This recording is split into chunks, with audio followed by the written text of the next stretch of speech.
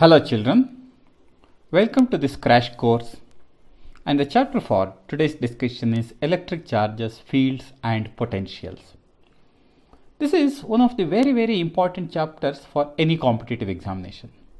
You need to master this chapter, understand the concepts and be good in all the equations that are used and also learn the application skills.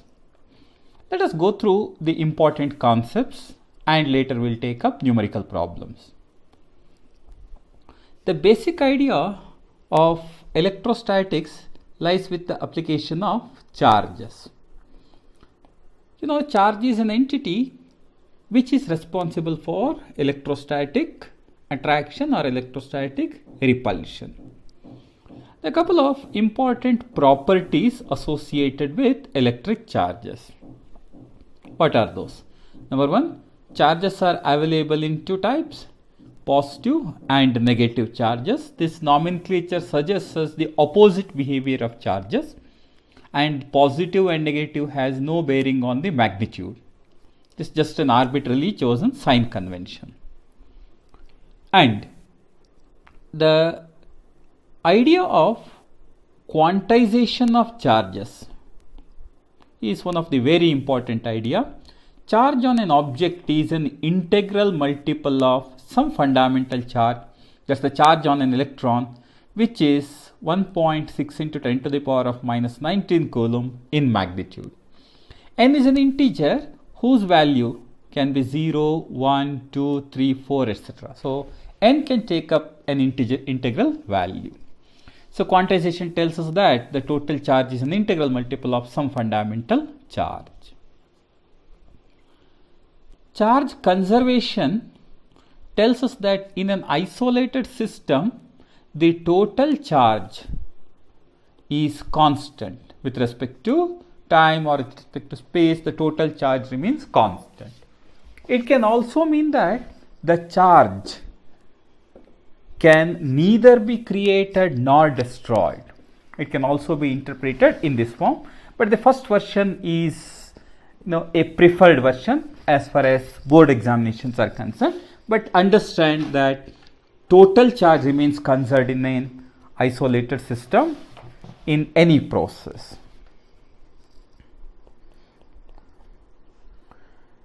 And behavior wise, like charges repel and unlike charges attract.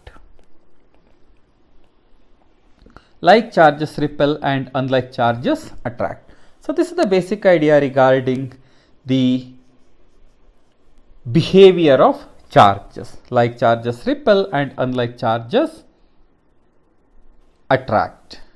My fault. Unlike charges attract.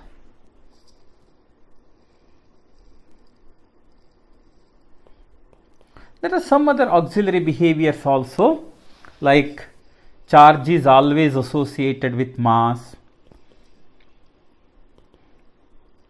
and a moving charge radiates, or rather an accelerating charge radiates,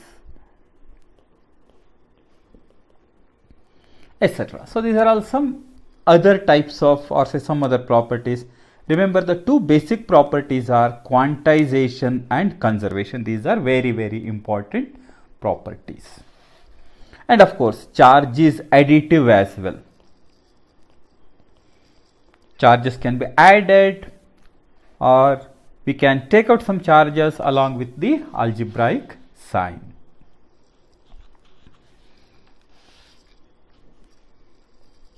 When we want to charge an object, that means charging an object, process of charging an object generally involves addition or removal of electrons. Generally, it is addition or removal of electrons in solid conductors.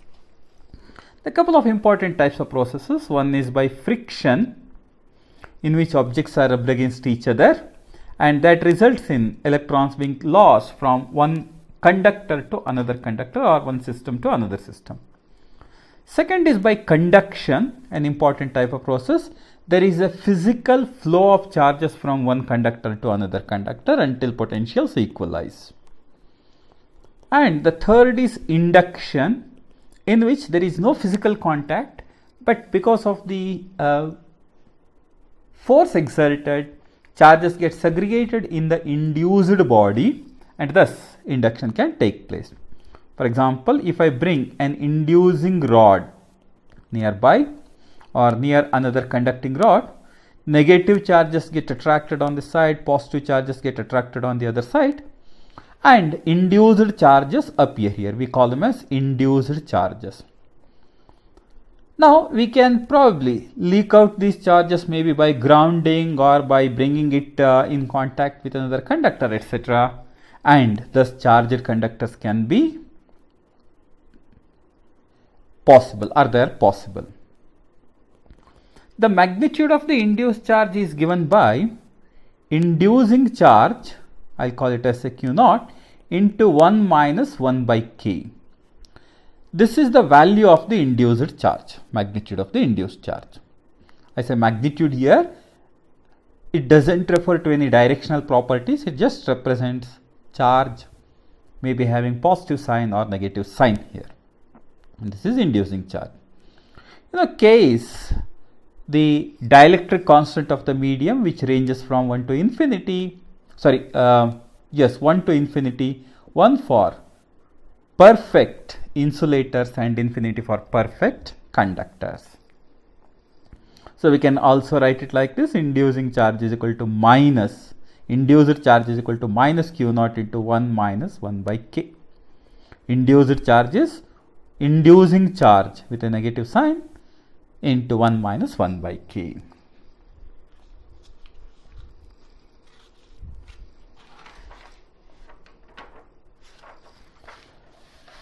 The important property of the attraction or repulsion between the charges is understood in terms of what is known as Coulomb's law. Coulomb's law deals with force between point charges. According to Coulomb's law, the force of attraction or repulsion between two point charges, for example Q1 and Q2, separated by R, this force is directly proportional to the product of the charges, inversely proportional to the square of the distance between them, and of course acts along the line joining the charges. This equation can be written like this: F is equal to 1 by 4 pi epsilon naught into Q1 Q2 divided by R square. If I want to write it in the vector form, F is equal to 1 by 4 pi epsilon naught Q1 Q2 divided by R square. Notice, if I talking about the force on the first charge by the second charge, then F12. This is given by R12 cap, where R12 cap is the unit vector along the direction shown, R12 cap. Or this equation can also be written in this form. This equation can be written also as F12 is equal to 1 by 4 pi epsilon naught Q1 Q2 divided by vector R12 cube R12 vector. So we can write the equation maybe in this form, or maybe like this also: F12 is equal to 1 by 4 pi epsilon naught Q1 Q2 divided by R12 square R12 cap. Any of these two representations is perfectly fine. Any of these representations is perfectly fine. All right.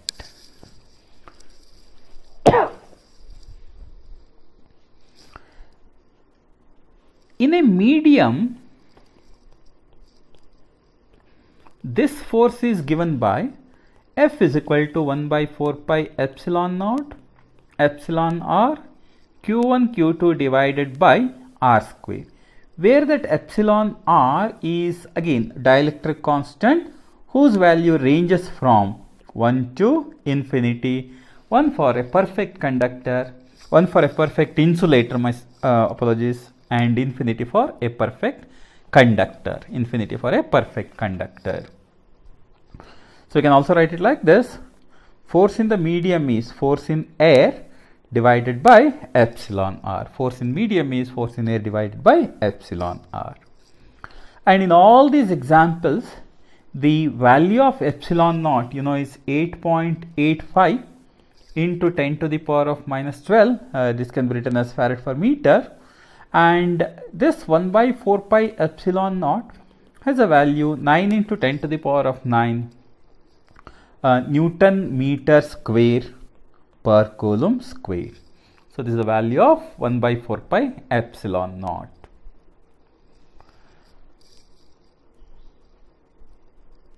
So remember a very important thing here. If I consider a charge q1 and another charge q2 separated by distance r, the force exerted on 1 by 2 is F12 and that by the that on the other is F21.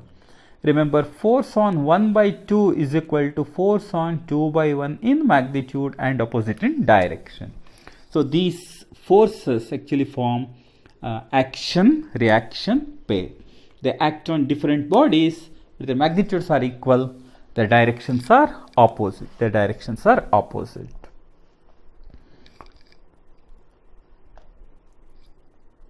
Let us consider a couple of cases here. Q1, Q2, and let's assume that the separation between them is D. Now, if Q1 and Q2 are same, let's assume that Q1 is equal to Q2 and the medium is also same, then clearly force is directly proportional to 1 by d square. That means force is inversely proportional to square of the distance, or I can write F1 d1 square is equal to F2 d2 square. That means if I consider the first set as at a separation G1 and the second set at a separation G2, then the force relation between these two charges or these two cases is given by F1 d1 square is equal to F2 d2 square. Another case. Suppose we consider a set of charges Q1 and Q2, first in air at a separation say D and in medium. Q1 and Q2 at a separation say some D dash, and this is in medium and this is in air. And our intention is to have force in air is equal to force in medium. That means charges should experience the same force. Now this gives me 1 by 4 pi epsilon naught Q1 Q2 divided by d square is equal to 1 by 4 pi epsilon naught Q1 Q2 divided by d dash square, and of course I should write epsilon r, or I should write k. This gives me, what is that? D square or d dash square is equal to d square divided by epsilon r, or d dash is equal to d divided by square root of epsilon r. That means the charges which experience the same force in air and in medium are related by this separation. So separation between them is given like this. So in air and in medium they experience the same force here.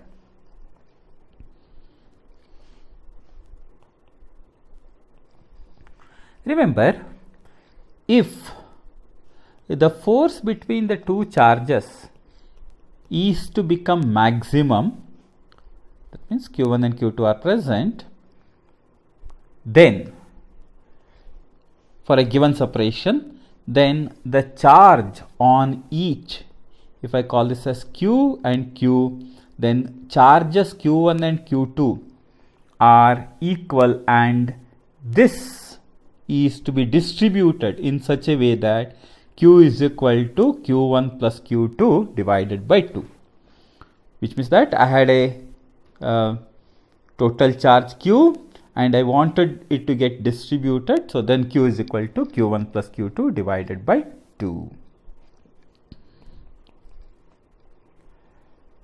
Alternatively, if I have a charge Q and I want to get distributed into two parts, say Q dash each, such that the force between them becomes maximum, so then simply Q dash is equal to Q divided by 2. So Q divided by 2 is the charge on each one of them.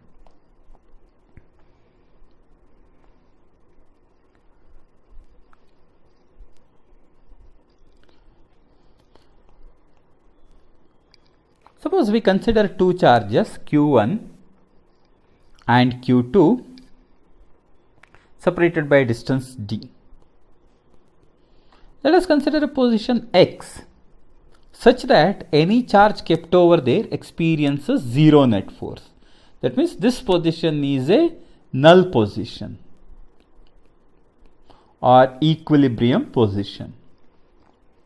Then that position x is given by d divided by square root of q1 divided by q2 plus or minus 1. So q2 divided by q1, my fault because I am taking the distance x from this side. So this distance is x. So x is given by d divided by square root of q2 by q1 plus or minus 1. Here, one of the very important types of problems is of this form.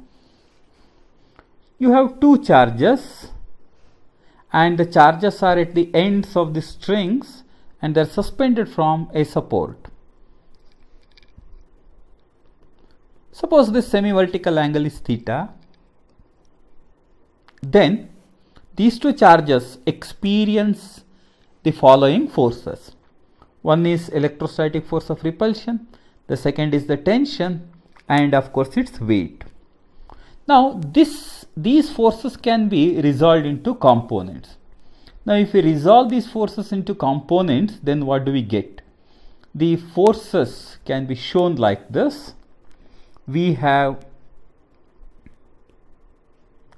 this is going to be t cos theta and this is going to be t sin theta. Thus, the forces can be balanced. What do we have? We have t sin theta is equal to F and t cos theta is equal to mg, right? So, t cos theta is equal to mg and we have, therefore, if we divide them one by the other, we have tan theta is equal to F divided by mg. So, the forces and the angles are related by this equation. And if we square them and add, what do we get? We get t square is equal to f square plus mg whole square, or t is equal to square root of f square plus mg whole square. Thus, the tension in the string can be represented like this. Also remember, in this case, suppose the two strings and the entire system is taken in a gravity free space. Then the entire structure will be something like this. The angle between them is going to be 180 degree and the force between these two charges F is equal to 1 by 4 pi epsilon naught q1 q2 divided by 2L whole square, 2L whole square. And also notice that this happens to be the tension in the string as well. F and T will be equal to each other. If the entire system is immersed in a liquid, for example,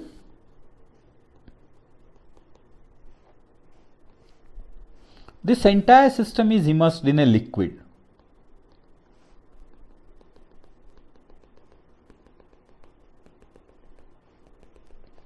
Then what are all the forces? Again, mg is there, F is there, T is there.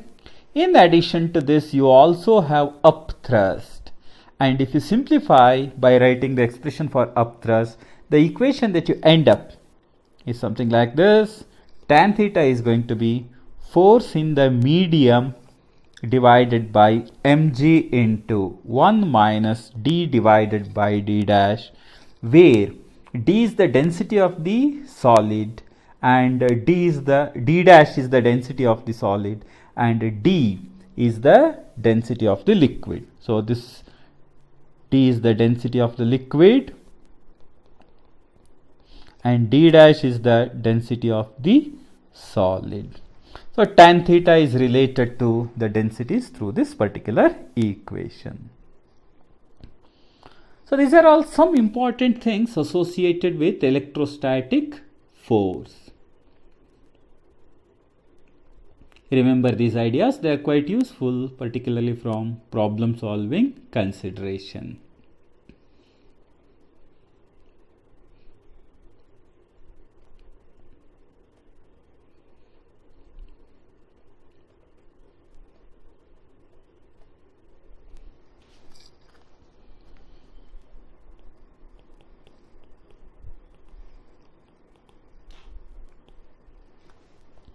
Electric field is another very important concept, quite useful for problem solving.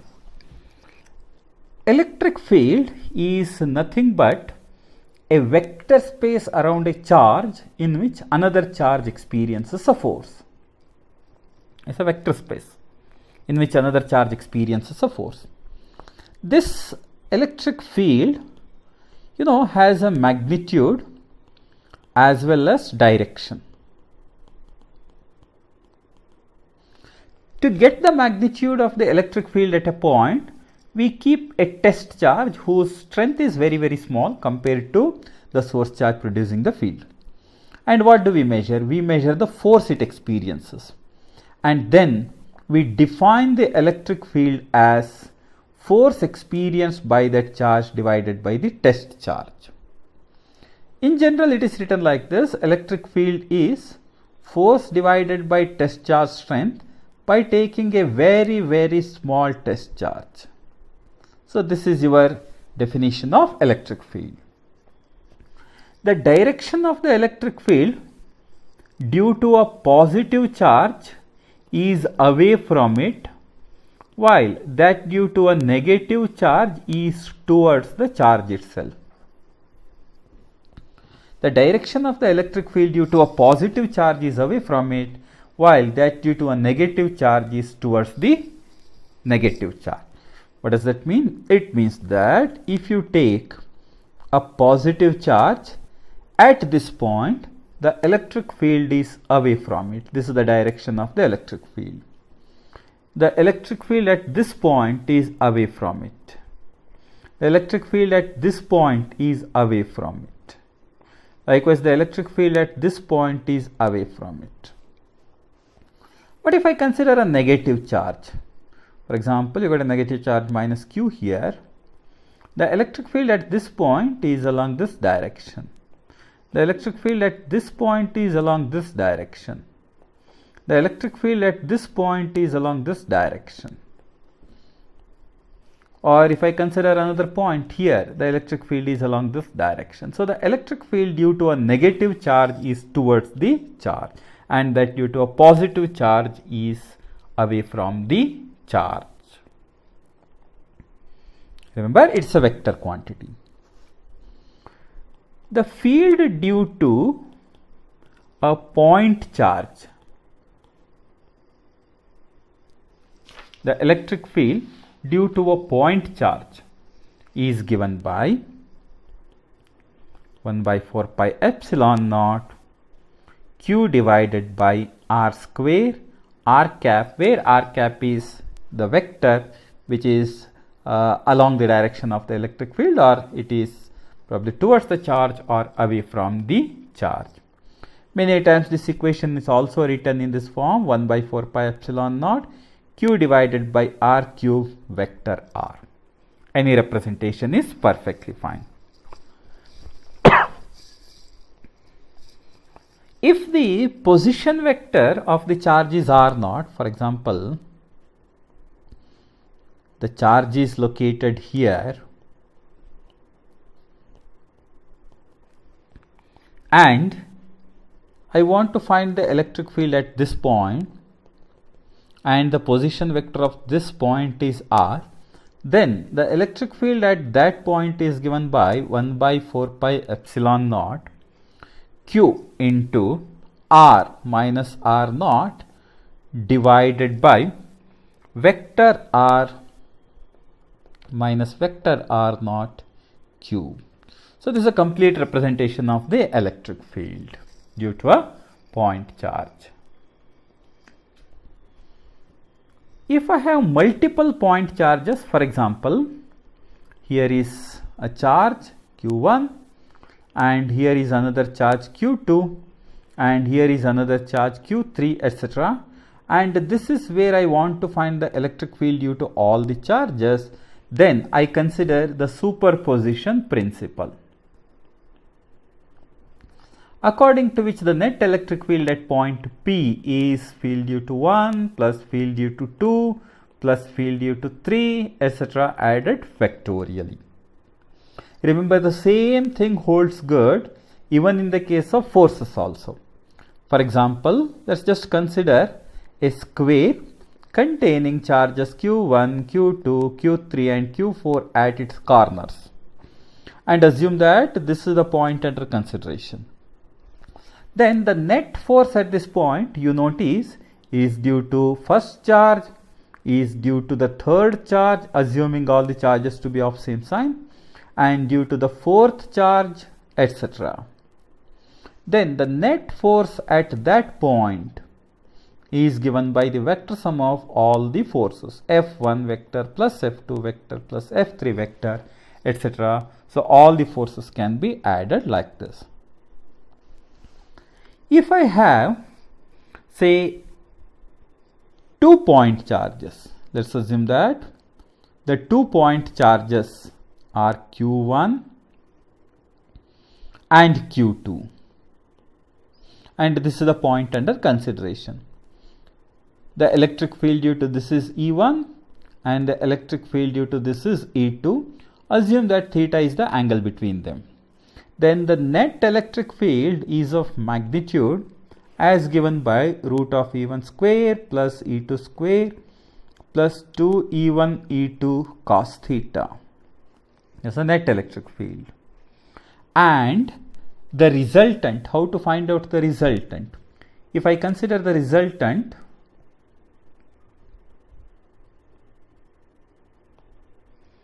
let's assume that the resultant is along this direction. This is the direction of the resultant, and assume that it subtends an angle alpha. Then the resultant is given by tan alpha is equal to E2 sin theta divided by E1 plus E2 cos theta. The direction of the resultant is given by this simple concept.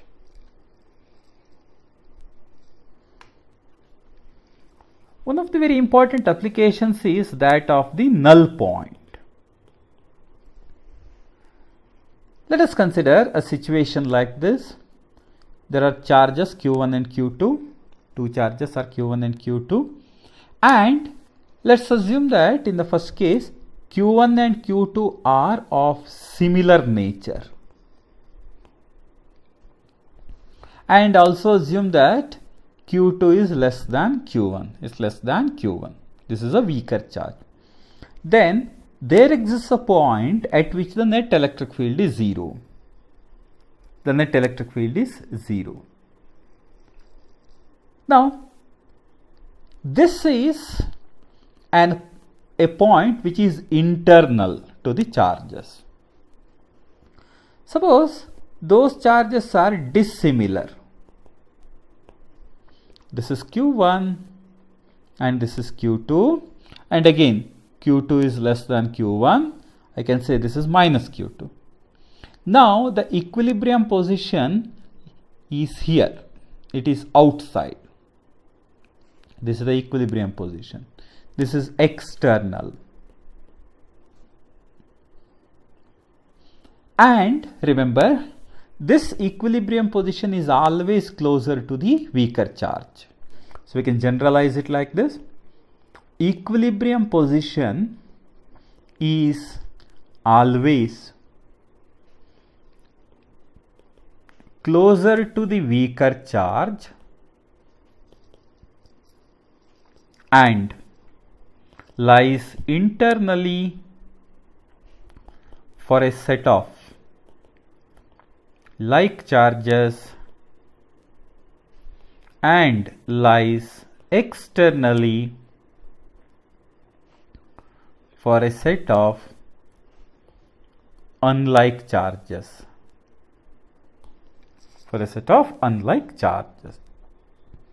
Remember, one of the very important concepts. This can be represented like this. You have charge Q1, you have charge Q2, and I assume that magnitude of Q1 is greater than magnitude of Q2, values here, and assume that the separation between them is R. And clearly null position or null point is closer to Q2. And if x is the distance of the null point from Q1,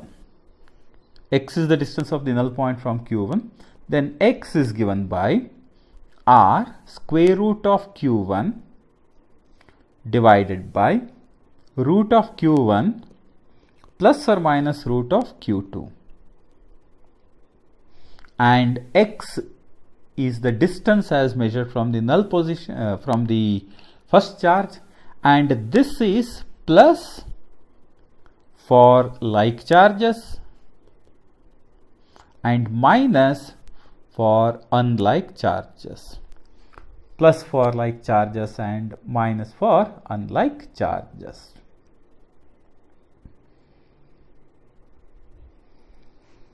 So remember the problems based on this simple concept.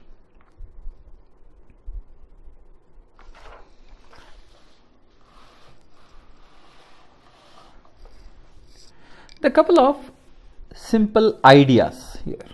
Number one,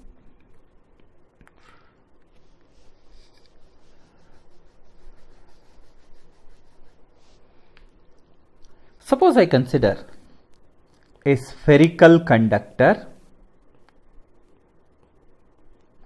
then the electric field, this is of course radius r, then the electric field at a point outside is given by 1 by 4 pi epsilon naught q divided by r square, where q is the charge on the spherical conductor. At a point on the surface, it is given by 1 by 4 pi epsilon naught q divided by capital R square. At a point inside, the electric field is given by 0. The electric field inside the spherical conductor is 0. So a graphical representation of the electric field as a function of R can be shown like this. Electric field remains 0 from center up to the surface, and at the surface it has maximum value and it decreases like this at a point as you go outside. These are obtained from the first principles, okay? Remember that these are obtained from the first principles idea. If I consider a line of charge like this, an infinitely long line of charge, lambda is the linear charge density, then the electric field at a distance r is given by lambda by 2 pi epsilon naught r. And a graphical representation of E versus R is like this. As you can notice, it is 1 by R dependent. And if you consider a large plane sheet of charge whose surface charge density is sigma, then the electric field due to this sheet of charge at a distance r is given by sigma by 2 epsilon naught. Remember, it is a single sheet of charge and the field is given by this expression. If you consider a ring of charge,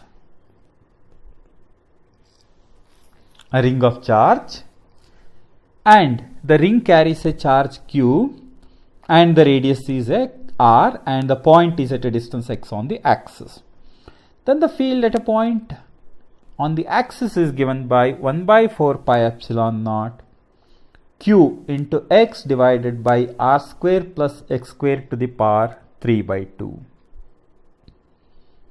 And at the center, the electric field is 0. The field at the center is 0. The electric field at the center is 0, and clearly the electric field at a point on the axis goes on changing. That means if you plot a graph of electric field as a function of r, this is the nature of the graph. At the center the electric field is 0, and the field is clearly 0 at a point far away. So the field goes on changing according to this variation on the positive side, and on the negative side the electric field is opposite in direction and it again goes on changing in this form.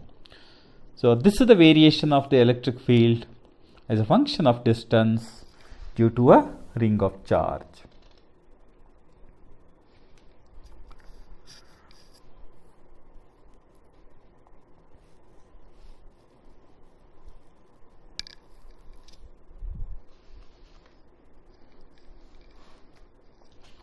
Many a times it becomes difficult to calculate the electric field due to distributed charges or say continuous charges, etc. In such cases, what we have is a simple tool called as Gauss law. But to understand Gauss law, first we need the idea of electric flux. So what is electric flux? It is a measure of number of lines. I repeat, it is a measure of number of lines per unit area. It is not exactly number of lines per unit area. It is a measure of number of lines per unit area. Let us consider a very simple situation like this. Imagine you have an open area and the electric field lines are represented like this. Then flux is a measure of how many lines are crossing. For an open area like this, the electric flux is given by E dot A, where E is the electric field and A is the area vector, which is nothing but value of the area into n cap, that is the area vector normal to the plane surface under consideration. Suppose you consider a curved area. For example, let's assume that there is a curved area, or maybe the electric field is non-uniform, etc. You can just visualize this case. There is a non-uniform electric field and the surface is of this arbitrary shape. Then what you do is you take a small patch here whose area vector is along this direction, and at that point the field is along this direction. You find out what is the flux through that small part by writing E dot dA, and then the net flux happens to be integral E dot dA. So this is basically EA cos theta here, and this is integral E dA cos theta. In both the cases, theta happens to be the angle between area vector and the field vector. Remember, area vector and field vector subtend an angle theta. For a closed surface, the flux is taken with positive sign if field lines come out, and is taken with negative sign if field lines are seen to be entering or say inward. While for open surfaces, there is no preferential direction for the flux. With this, Gauss law, a very simple law, can be stated like this. According to Gauss law, the net flux over a closed surface is equal to net charge enclosed by it divided by epsilon naught. Means if I consider say closed surface like this, and if a couple of charges q1, q2, say q3, q4, etc. with appropriate signs are present here, then what does it tell? It tells us that net flux is 1 by epsilon naught times q1 plus q2 minus q3, that's it. Any charge which is present outside need not be considered, should not be considered for net charge consideration. Remember here a couple of important things. Number one, for a closed surface, the net flux is because of charge inside, while the electric field that we calculate is because of all the charges. Because of all the charges. Remember it. A quite useful thing. To solve the problems based on Gauss law, what we do is we club the two expressions. Integral E dot dA is clubbed with Q net divided by epsilon naught. That means we take these two together and we write integral E dA cos theta, E dA cos theta is equal to Q net divided by epsilon naught. So these two equations are clubbed and we choose an appropriate Gaussian surface such that electric field can be taken outside this integral, and theta has the unique value everywhere such that calculations can be rendered easily. Some of the applications are here. Number one, we have already come across with three important equations. Number one, field due to a line of charge, field due to a sheet of charge, field due to a sphere of charge, conducting sphere are already known to us. Now let us take up another case. Field due to a spherical cloud of charge. You have a spherical cloud of charge whose radius is r, and it carries a charge distribution rho such that charge density is constant. It contains uniformly distributed charge density, rho is constant. If that is the case, then the electric field at any point is given by the following set of equations. Electric field at a point outside is given by a simple rule, 1 by 4 pi epsilon naught q divided by r square at this point. What is that q? It is the total charge. I wrote it in terms of rho, but you can easily find out it by writing rho into 4 by 3 pi r cube. Electric field at a point on the surface is given by 1 by 4 pi epsilon naught q divided by r square, while the electric field at a point inside is given by rho r divided by 3 epsilon naught.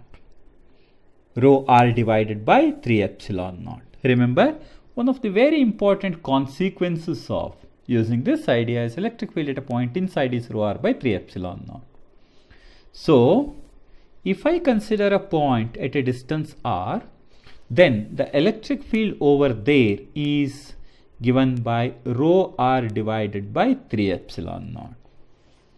That means, if we try to plot a graph of electric field versus distance, then the nature of the graph will be like this. Inside it is directly proportional to r. That means at the center the electric field must be 0. And it goes on increasing linearly until you reach the surface. And outside, this is 1 by r square dependent. So outside the graph is of this form. And it reaches its maximum value at the surface. Remember a very simple but quite useful concept, that is electric field as a function of r. You can generalize a couple of cases here. Suppose I have rho is equal to constant, then the electric field at a point inside is proportional to r. Suppose you have this case, this time assume that rho is proportional to r. That means the density is not constant, it goes on changing. It is directly proportional to r. Then the electric field at a point inside is directly proportional to r square. If you consider likewise, in this case, rho is proportional to r square, we notice the electric field is directly proportional to r cube. So it is actually controlled by rho. That's why if we consider the case of a spherical conductor, in the case of a conductor, rho inside is 0. That means I can say it is equal to r to the power of 0, right? It is proportional to r, that is 0 rather. There is no charge inside at all. Accordingly, E inside is proportional to 0 or it is equal to 0. There is no electric field inside at all. So remember these simple but useful concepts as far as problem solving is concerned. These are quite useful to handle the numerical problems.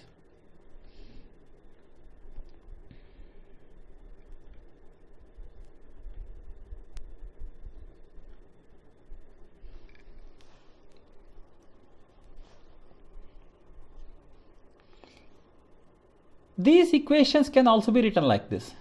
The electric field near a charged conductor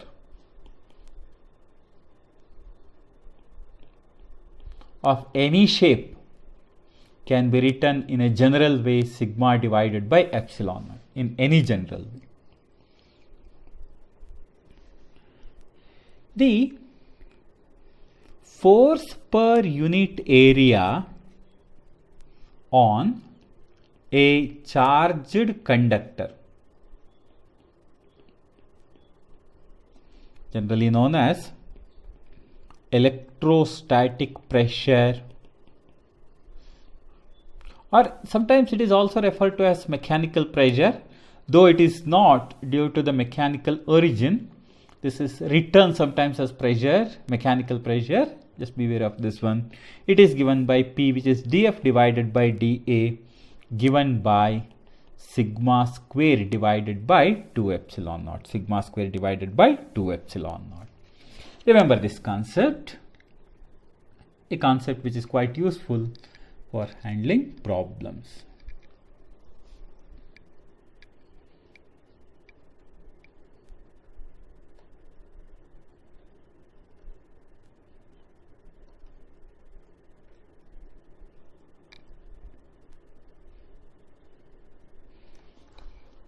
Electrostatic potential.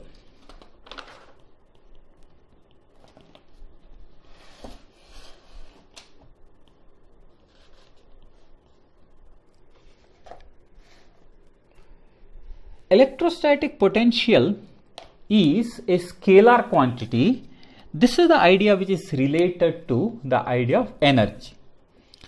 Suppose I want to assemble a system, then I need to do work. The work done to assemble the system is stored in the form of electrostatic potential energy. So, electrostatic potential energy is nothing but work done in assembling the system. Work done in assembling the system. Suppose I consider a system of 2 point charges Q1 and Q2 separated by a distance r, then the electrostatic potential energy is given by 1 by 4 pi epsilon naught Q1 Q2 divided by r. If I consider a system of 3 point charges Q1, Q2, Q3, then the electrostatic potential energy of this system is given by 1 by 4 pi epsilon naught. I will take two charges at a time, Q1, Q2 by R12 plus Q2, Q3 divided by R23 plus Q3, Q1 divided by R31 or R13, etc. So the system stores certain amount of potential energy. The system stores certain amount of potential energy. Now, electrostatic potential is nothing but potential energy per unit charge at that point. Or this can also be written like this: potential is nothing but the work done per unit charge in bringing that charge to that point. It is the work done per unit charge from infinity to that point. So remember, when we say this charge, it generally refers to the test charge. That means here is the source charge and I want to find the potential at this point P. Then I am going to bring the test charge from infinity up to this point. I'll calculate how much work is done and then I will divide it by the test charge strength, and that gives me the potential at that point. Basically, this gives me potential difference, but potential energy for infinite separation is 0 and therefore the potential over there is 0. So we take the potential at point P as the absolute potential. It is absolute potential. Potential due to a point charge. Consider a point charge Q. Potential at a point P due to a point charge is given by 1 by 4 pi epsilon naught Q divided by R. Remember, due to a positive charge, potential is positive. Due to a negative charge, the potential is negative. Remember, it is a scalar quantity. Potential is a scalar quantity, and a positive charge produces a positive potential while a negative charge produces a negative potential.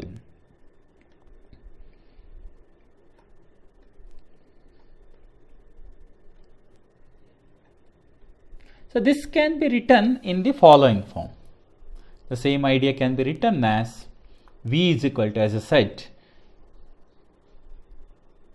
it is work done per unit test charge, or say potential energy per unit test charge.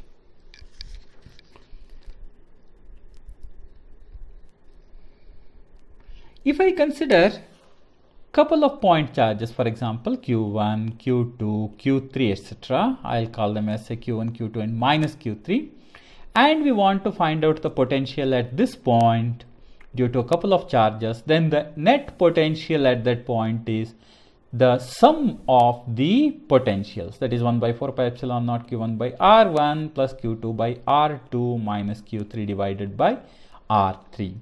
So the sum of the potentials gives us the net potential at that particular position.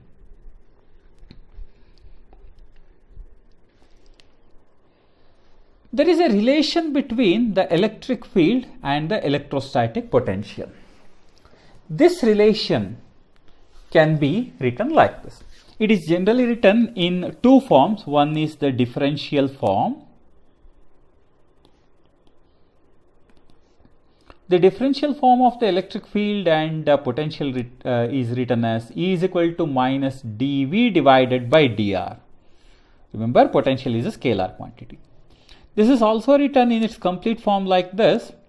E is equal to, this is actually r cap. So we need to write it like this. Now, this is written as, if I consider its components, it is written as minus dV divided by dx I cap. So it is written as dou v by dou x to take care of its dependence on three different say variables x, y and z. So it is written as minus dou v by dou x I cap minus dou v by dou y j cap minus dou v divided by dou z k cap. So the electric field is written in its complete form like this, or minus del v, where del is the symbol for the partial differentiation. In the integral form, this relation is written as potential at a point is minus integral E dot dr from infinity to that point, which is written as R, or sometimes it is written as P. Suppose the field is uniform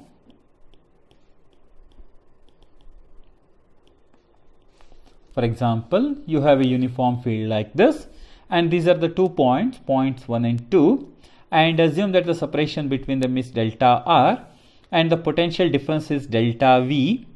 Remember, potential at 1 is greater than potential at 2. Potential decreases along the direction of the electric field. So we write the electric field and the potential difference relation simply by writing E is equal to delta V divided by delta R. Delta V by delta R gives us the relation between the electric field and the electric potential. So in the case of uniform electric field, the relation is given simply in this form.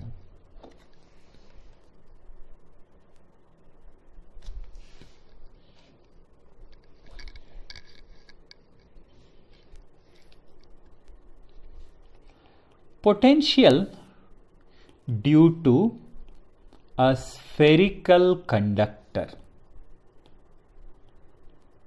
Potential due to a spherical conductor. Imagine you have a spherical conductor carrying a charge q whose radius is r.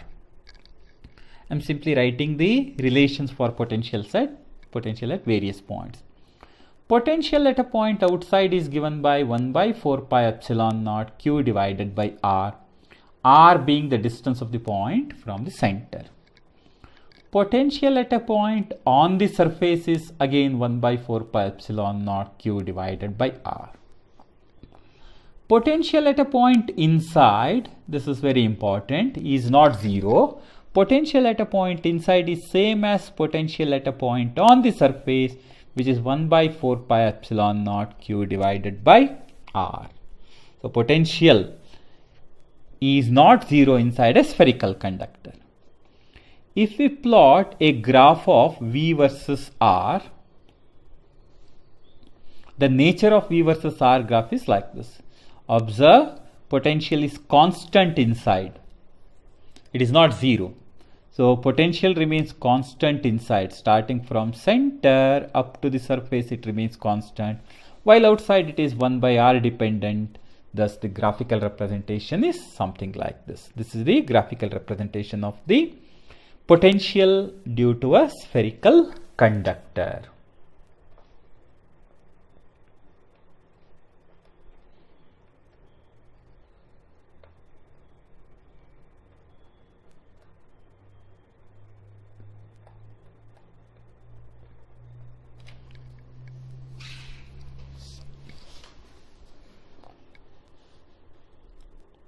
Electric dipole. Electric dipole is an arrangement of two equal and opposite charges separated by a fixed separation, or say some distance. We can show the representation like this. We have a charge minus q and plus q. Assume that the separation between them is 2L. I am writing 2L because the center of the dipole is the general reference point. And it is treated as a short dipole if the point under consideration is far off. Point is far off. That means D is much greater than 2L. So we are going to consider a short dipole for all our discussions. For a short dipole, of course, minus q and plus q, 2L. A dipole is understood in terms of its dipole moment, a vector quantity which is given by q into 2L, and of course it is p cap, where p cap is taken from negative charge towards positive charge. Negative charge towards positive charge. If I consider such a dipole, here is minus q and here is plus q, and imagine we want to get the electric field at a point on the axis of a dipole. On the axis of a dipole. And this is 2L and R is the distance from the center. The electric field at a point on the axis of the dipole is given by 1 by 4 pi epsilon naught 2pr divided by r square minus l square whole square. But for a short dipole, this expression simply becomes E is equal to 1 by 4 pi epsilon naught 2p divided by r cube. 2p divided by r cube. And notice that the electric field is along the direction of the dipole moment.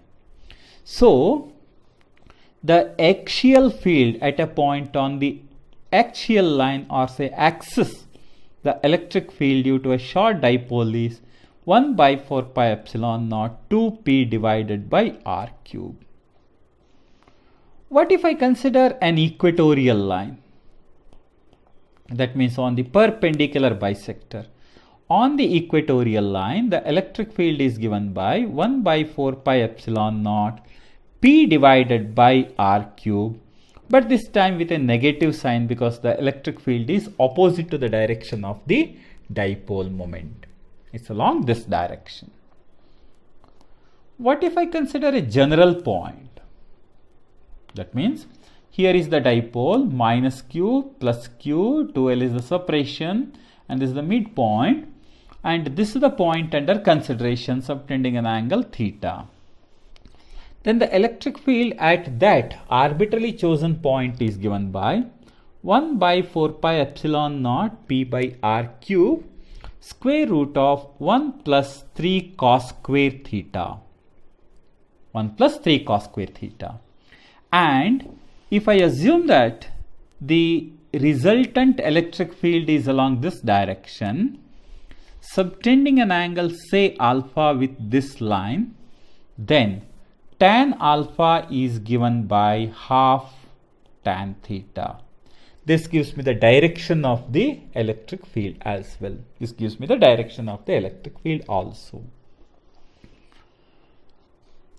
Potential due to a dipole.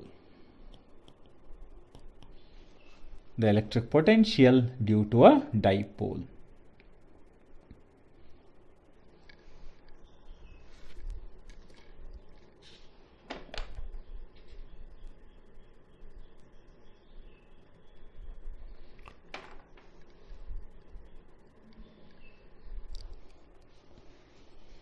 If I consider a dipole, minus q plus q, 2l is the separation, and again I am considering a general point theta, then the potential at point P is given by 1 by 4 pi epsilon naught P cos theta divided by r square.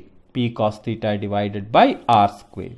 So 1 by 4 pi epsilon naught P cos theta divided by r square is the potential due to a dipole at an arbitrarily chosen point.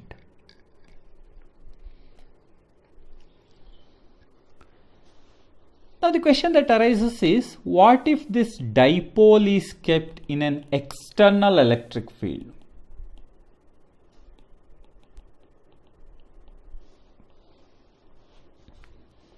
Let us consider maybe uniform or non-uniform.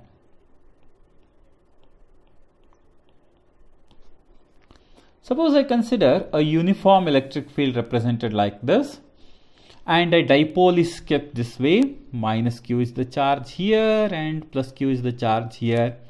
The forces are QE and QE respectively. So clearly net force on the dipole is 0. What if it is a non-uniform electric field? For example, due to a source charge, point charge. And I have kept a dipole like this. Assume that the dipole is kept like this. Minus q is here, plus q is here. Clearly this charge experiences force like this, and this charge experiences a force like this. And obviously the net force is not 0. Thus, in a uniform electric field, a dipole experiences 0 force, and in a non-uniform electric field, the dipole experiences non-zero force. If I consider a uniform electric field and a dipole minus q plus q, 2L is kept like this, subtending an angle theta, then the dipole experiences a rotational tendency given by its torque given by P cross E. Torque has a value Pe sin theta. The torque on the dipole is Pe sin theta. Thus, if I consider theta is equal to 0 or theta is equal to 180, the torque on the dipole is 0. That means this is an equilibrium position. But remember, theta is equal to 0 gives you stable equilibrium position. Theta is equal to 180 degree gives you unstable equilibrium position. Theta is equal to 90 degree gives you maximum torque, that is Pe. But remember, it is not a stable position, right? Because the potential, the torque is maximum there.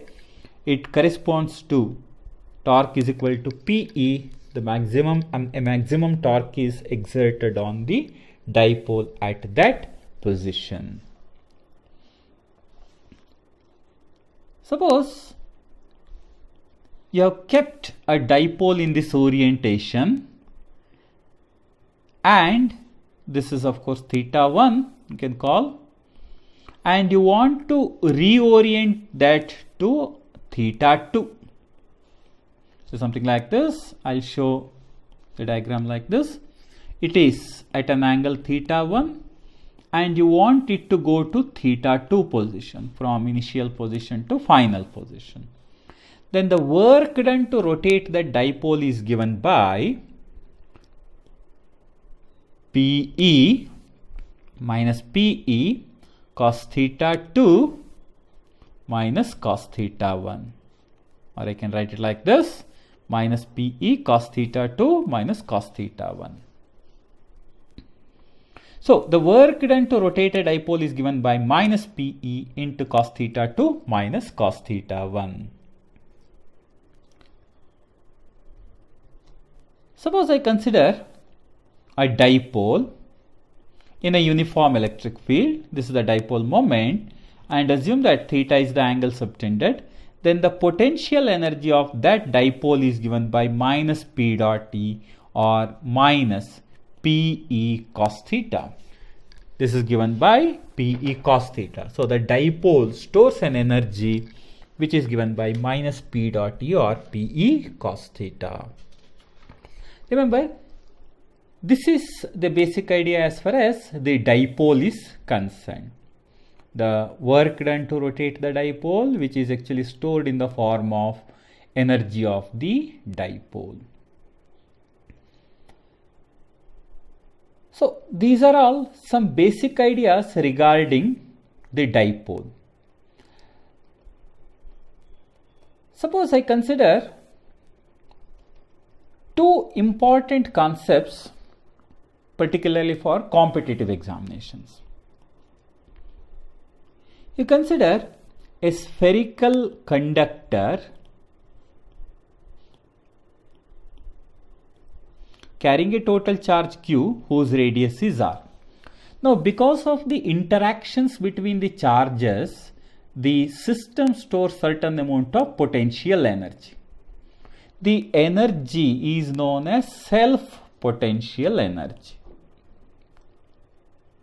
This self-potential energy of a spherical conductor is given by kq square divided by 2r.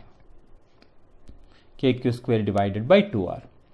For example, imagine this situation. You have a charge q1, another point charge q2, and another spherical conductor like this, carrying a charge q3. R1, R2, R3, and of course its radius is r.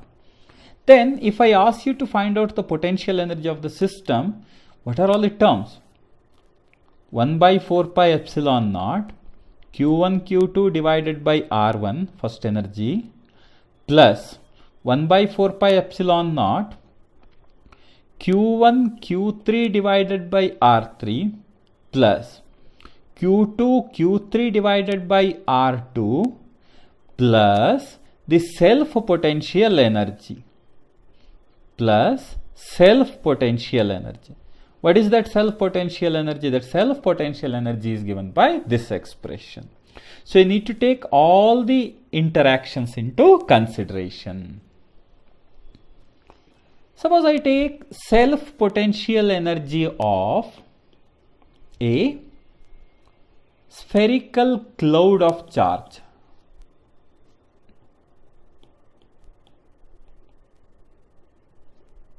You have a spherical cloud of charge of radius r, and assume that the total charge on this is q.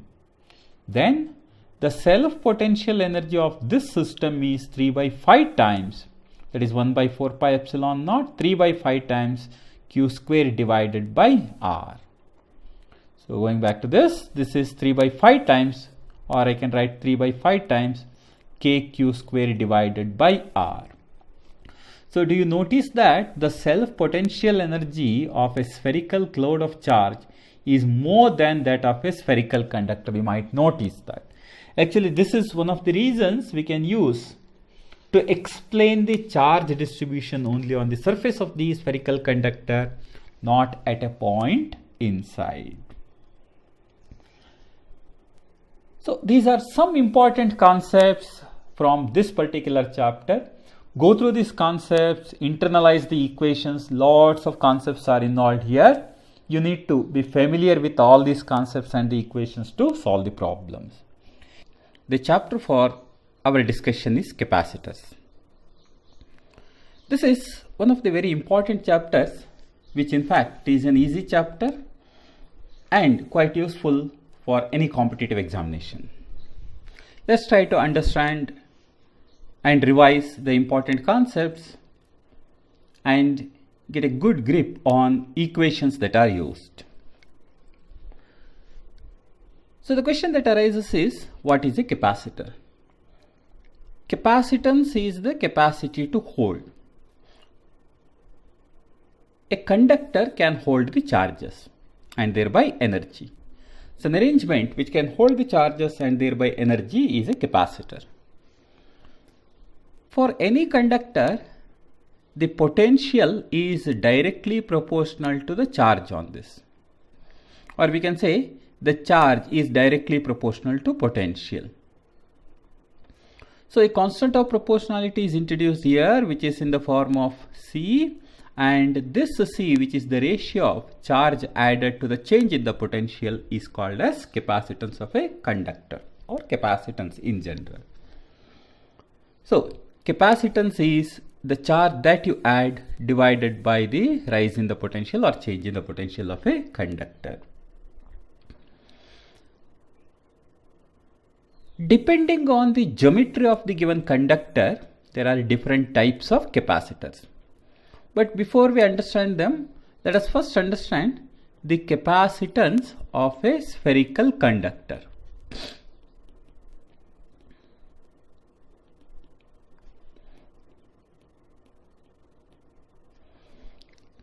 A conductor of radius r, assume, carries a charge q. Its capacitance is given by 4 pi epsilon naught r. What do you notice? Do you notice that this spherical conductor has a capacitance 4 pi epsilon naught r, and that capacitance is independent of the charge? Do you notice that? So the charge present on the conductor does not decide its capacitance. It does not decide its capacitance. Remember, one of the very, very important ideas is that the charge does not decide the capacitance. Capacitance is a geometrical property. It's a geometrical property. The important types of capacitors are like this. Number one, parallel plate capacitor, spherical capacitor, and cylindrical capacitor. Parallel plate capacitor, spherical capacitor, and cylindrical capacitor. These are the three important types of capacitors. depending on the geometry. Let us first take parallel plate capacitor.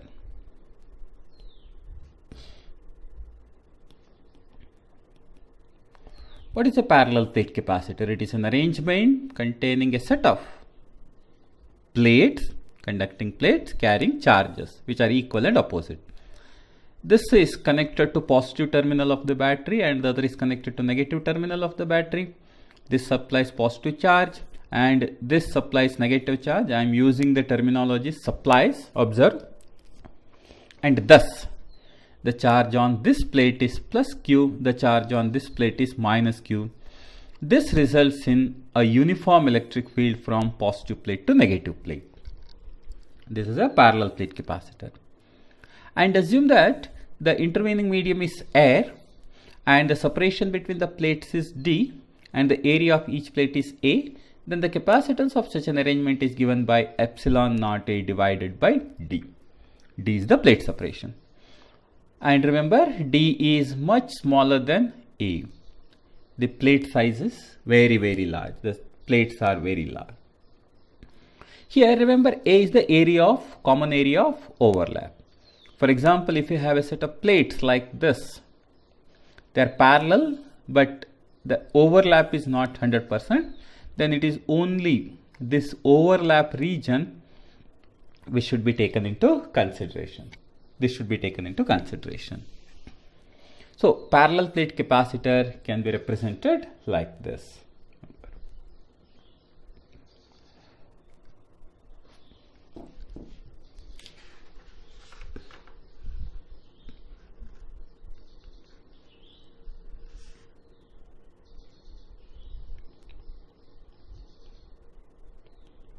Spherical capacitor.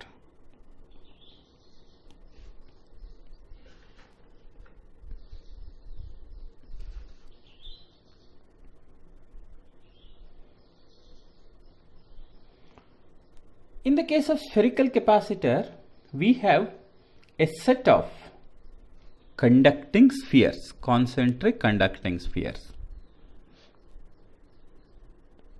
Their radii are A and B, and this is given a charge plus Q and this is given a charge minus Q. Or we can say that the outer conductor is connected to ground. So in the first case, we have outer conductor connected to ground and the inner is given a charge.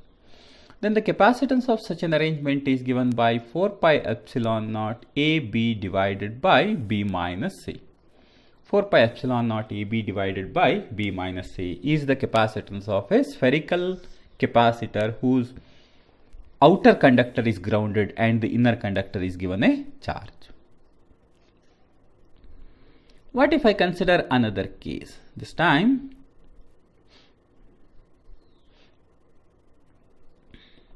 this is given a charge while the inner conductor is going to be grounded.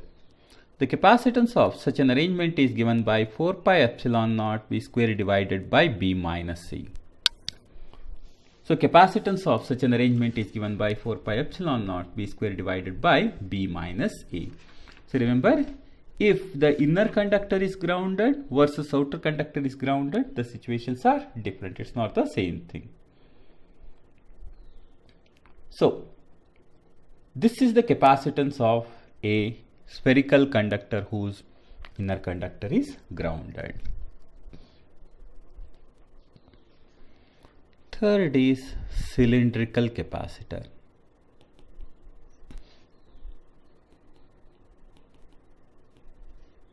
Arrangement.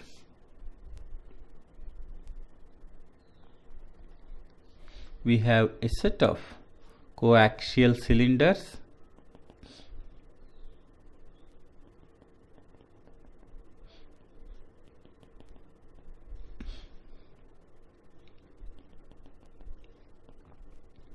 This is of radius A, the outer is of radius B, L is the length of this cylinder. And assume that the outer conductor is grounded, then the capacitance of such an arrangement is given by 2 pi epsilon naught divided by 2 pi epsilon naught L divided by ln of B by A. Many times it is interpreted in terms of capacitance per unit length, because we take a long conductor or say cross-sectional areas are small. So this is written as 2 pi epsilon naught divided by ln of B by A. So remember these expressions for the capacitance of conductors of different geometries. A very important point that should be kept in mind is something like this. Let us consider a pair of plates forming a parallel plate capacitor. Let's assume that this capacitor is given a zero charge. So you tend to think that the capacitance of this is also zero. No. The capacitance is still given by epsilon naught A divided by D. Remember, capacitance is a geometrical property. It depends only on the geometry. The presence or absence of the charge does not alter the capacitance. It's still the same. It is basically holding ability. It's holding ability.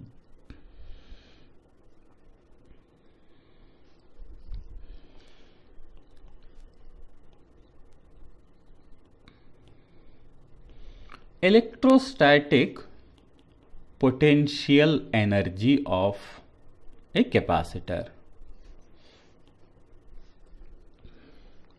The capacitor stores charge and thereby energy, and the energy stored is given by half CV square, which can also be written as Q square by 2C or half QV. Any of these expressions is perfectly fine. Remember, this energy is stored in the electric field between the plates. This is plus, this is minus. The electric field is present between the plates, and in this region the energy is stored. The energy density, which is energy per unit volume, is given by half epsilon naught E square.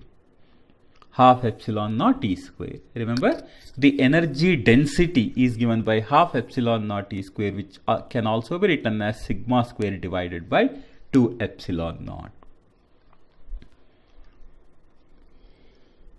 If I consider the plates of a capacitor, a parallel plate capacitor, they are charged and they tend to attract each other.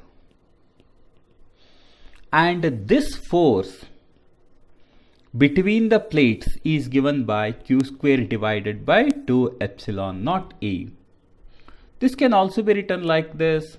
This is half epsilon naught E square A, or the force per unit area, which is electrostatic pressure, sometimes also referred to as mechanical pressure, is given by sigma square divided by 2 epsilon naught. So we can write the expression for the energy stored, force, as Q square divided by 2 epsilon naught A. Remember, this is the force per unit area, which is actually electrostatic pressure, and it can be represented this way.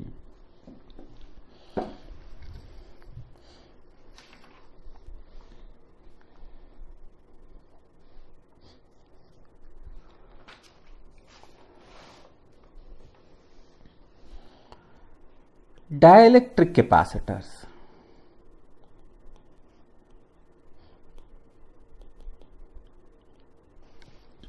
If a medium is present between the plates of a capacitor, we call it as a dielectric capacitor. For example, let us consider this arrangement.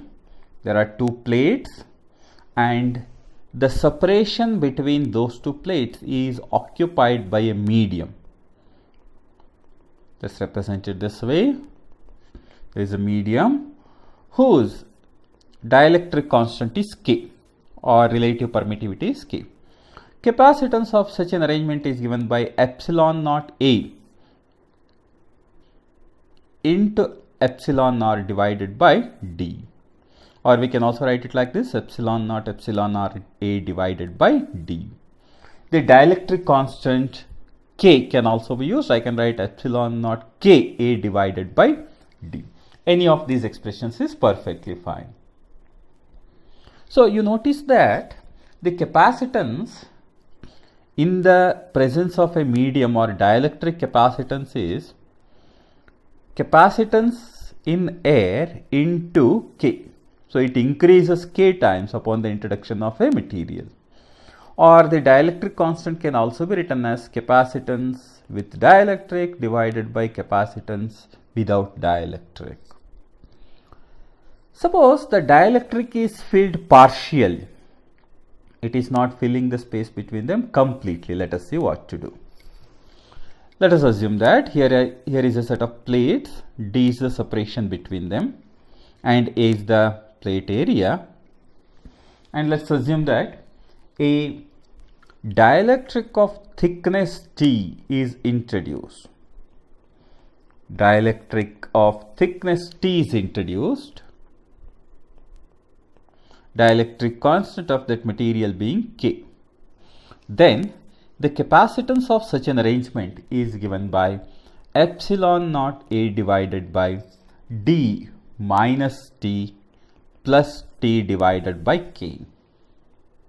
D minus T plus T divided by K. Suppose multiple dielectric slabs are introduced. Let us look at this arrangement. We are introducing multiple dielectric slabs.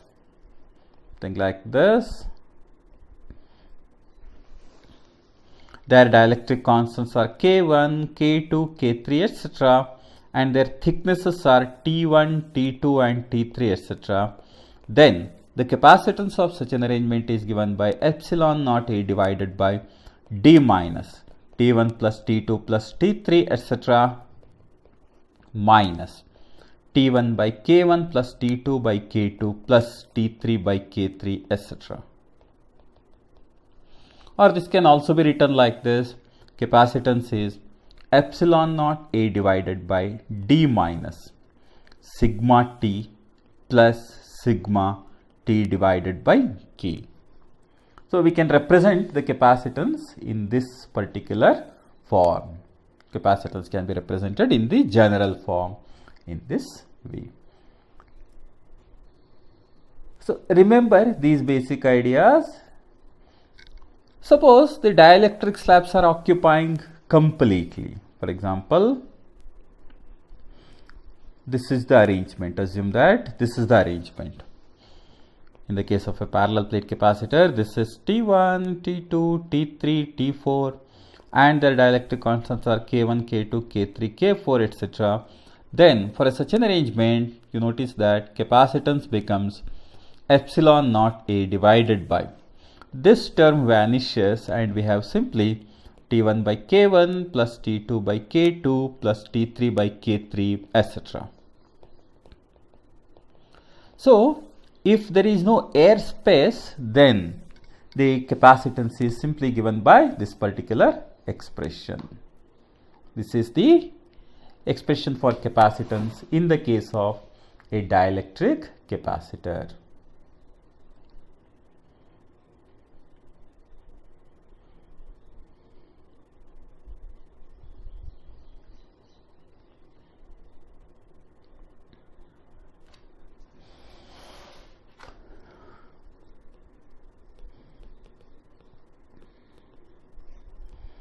Combination of capacitors.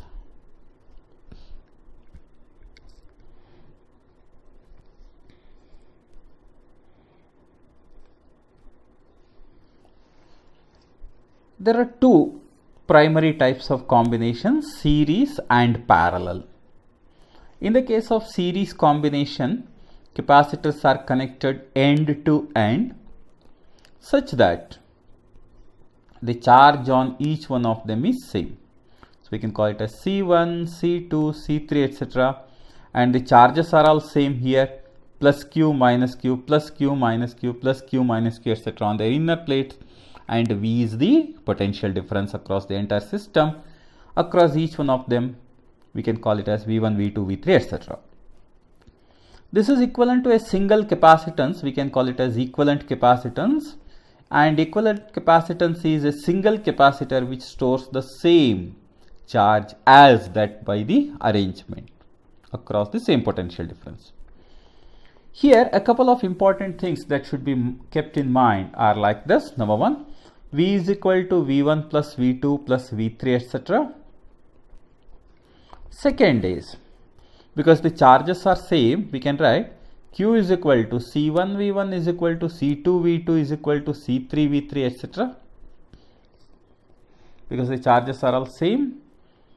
So C1 V1, C2 V2, C3 V3, which means that we can write C1 is to C2 is to C3 is equal to, what is it going to be? It is nothing but 1 by V1 is to 1 by V2 is to 1 by V3 and so on. Or V1 is to V2 is to V3, etc. is 1 by C1 is to 1 by C2 is to 1 by C3.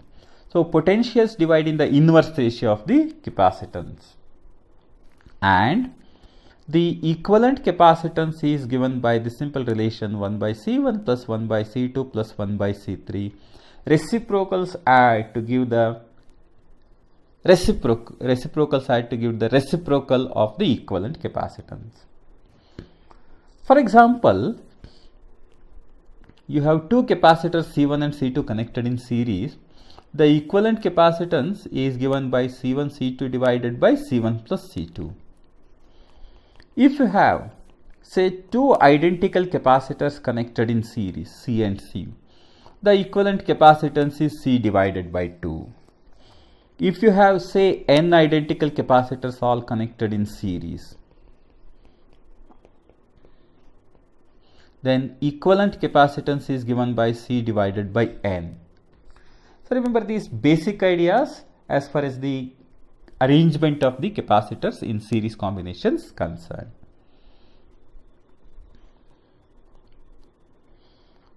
Parallel combination.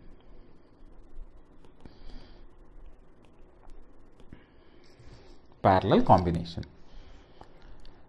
Capacitors are said to be connected in parallel if the arrangement is such that the potentials are same across all of them and the charges add to give the net charge.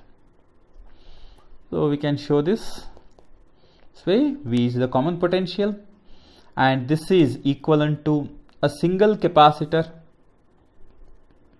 We can call it as C equivalent, V, etc.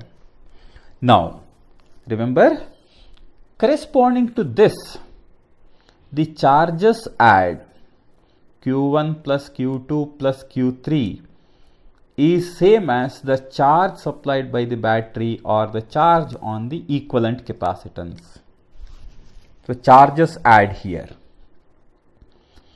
And V1, V2, V3 are all equal to each other, which means that what is it going to be? V is equal to Q by C. So Q1 by C1 is equal to Q2 by C2 is equal to Q3 by C3. Or we can write Q1 is to Q2 is to Q3 is equal to C1 is to C2 is to C3.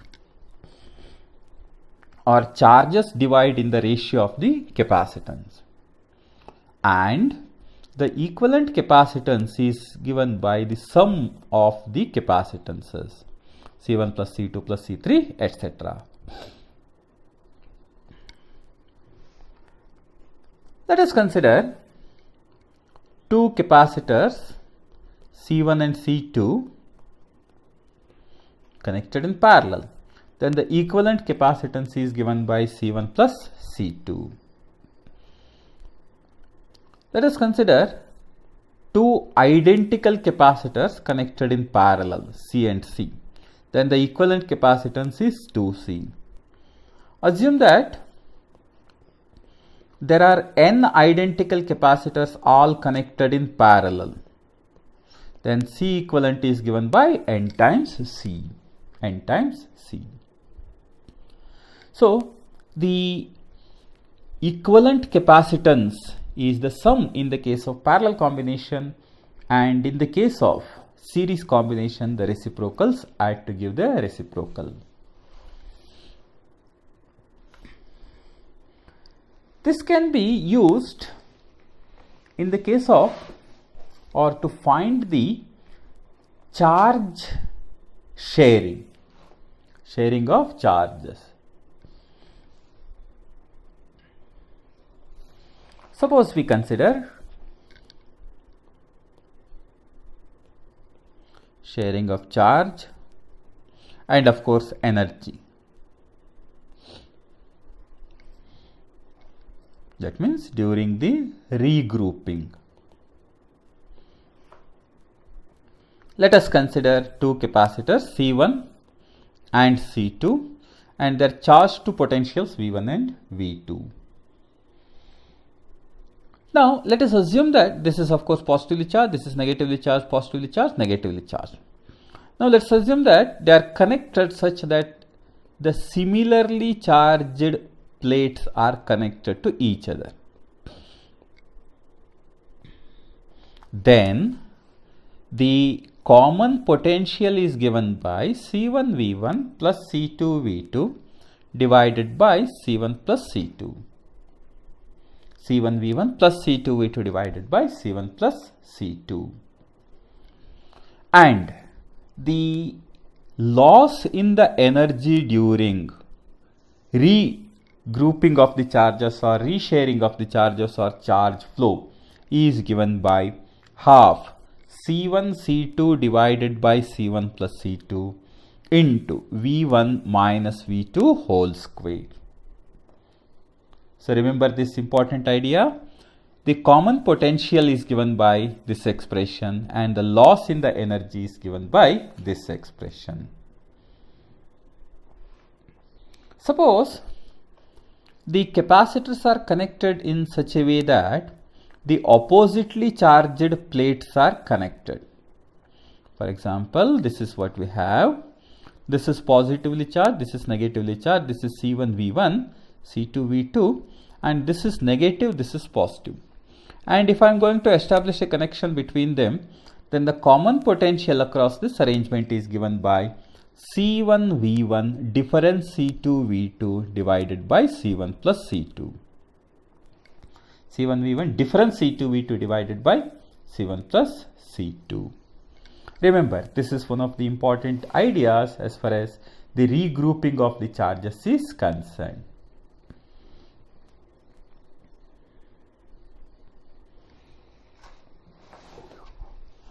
One of the important types of problems which are asked quite frequently in competitive examination is based on the merging of drops. Merging of drops. Let us assume that there are n identical drops, each of radius r carrying a charge q. There are n such drops and they merge to form a bigger drop of radius r and the total charge is q. And let's assume that potential of each small drop is V. We can call it as Vs. And the potential of the bigger drop is Vb. Then a couple of important equations which are worth remembering are here. Number one, the total charge q is equal to n times q. The capacitance of the bigger drop is equal to n to the power of 1 by 3 times capacitance of the smaller drop. Cs is the capacitance of the smaller drop. The potential of the bigger drop is n to the power of 2 by 3 times potential of the smaller drop. The energy stored in the bigger drop, if I use the symbol UB, the potential energy of the bigger drop as against potential energy of the smaller drop is given by n to the power of 5 by 3 times potential of energy of the smaller drop. Surface charge density of the bigger drop is given by n to the power of 1 by 3 times surface charge density of the smaller drop. Remember this, a quite useful equation, set of equations. These are handy as far as problem solving is concerned. You may wish to remember all these equations.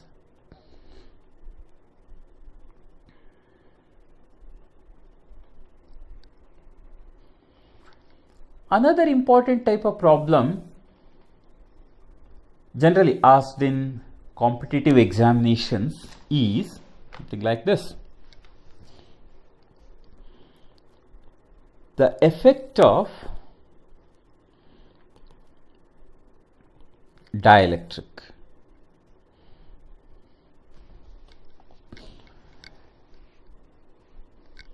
Let us consider an air capacitor whose capacitance is C or C naught, and let's assume that the potential difference across this is V naught and the charge is Q naught and the electric field between the plates is E naught.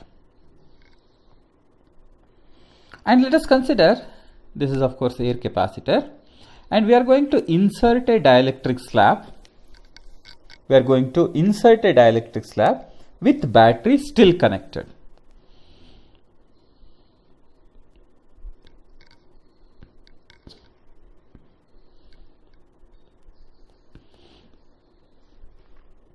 You know, if the battery is connected and some alterations are done, it means that potential difference is constant.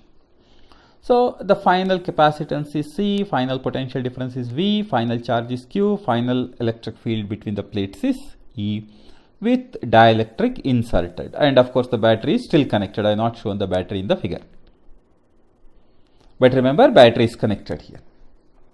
Then the final capacitance is equal to K times initial capacitance. Final potential difference is same as initial potential difference because battery is connected. The final charge is K times initial charge, and the final energy is equal to K times initial energy, and of course these are U naught and U, and the final electric field is same as the initial electric field.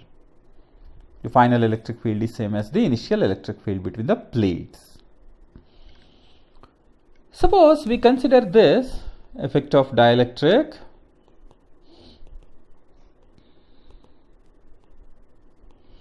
with battery disconnected.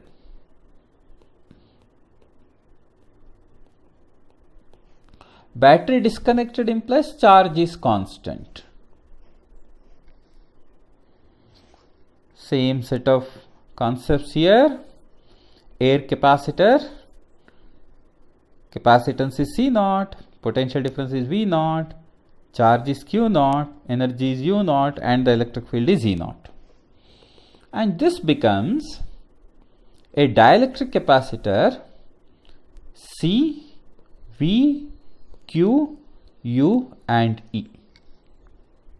These are the final parameters. How are they related? They are related by these equations. C is again Kc naught. Q is equal to Q naught as the charge remains the same. V is equal to V naught divided by K. E is equal to E naught divided by K. U is equal to U naught divided by K. So this is the set of relation. These are the important equations as far as the battery connected versus battery disconnected cases are concerned.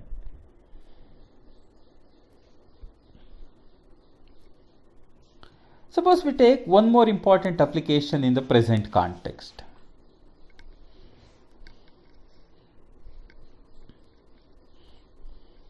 Let's assume that battery is disconnected versus battery is connected,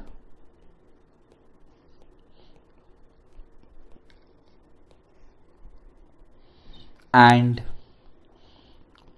plate separation is increased in a parallel plate capacitor. Parallel plate capacitor. So what happens? Now capacitance decreases in the first case. Second case, capacitance decreases. Potential difference increases.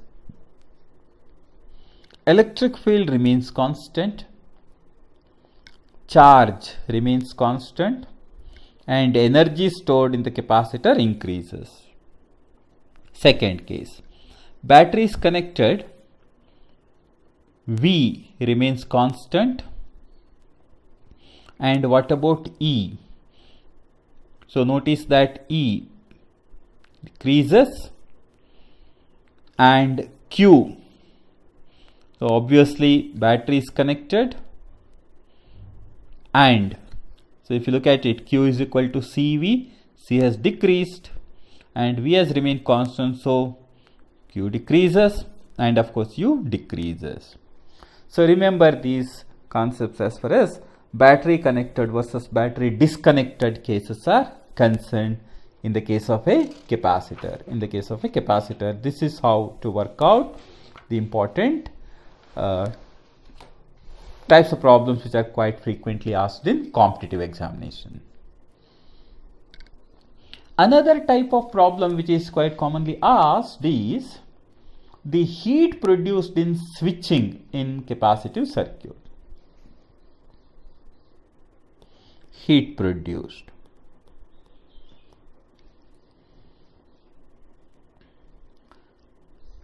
So when the switch is closed or opened, there is always the charge flow from one point to another point, and because of this flow of charge, heat is produced, and the heat produced can be obtained like this. The heat produced is equal to work done by battery minus energy absorbed by the capacitor.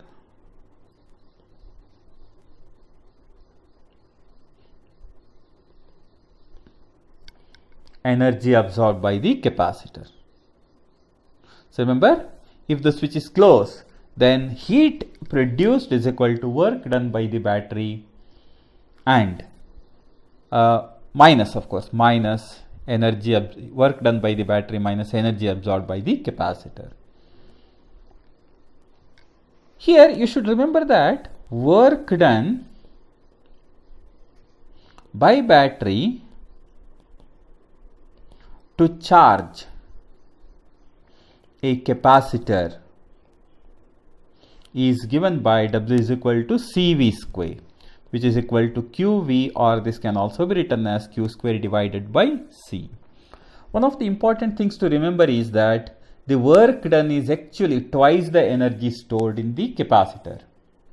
It is twice the energy stored in the capacitor. You already come across with that equation, half CV square. And now you notice that the work done is actually Q square by C, which corresponds to twice the energy stored in the capacitor. So these are some important concepts as far as capacitors are concerned.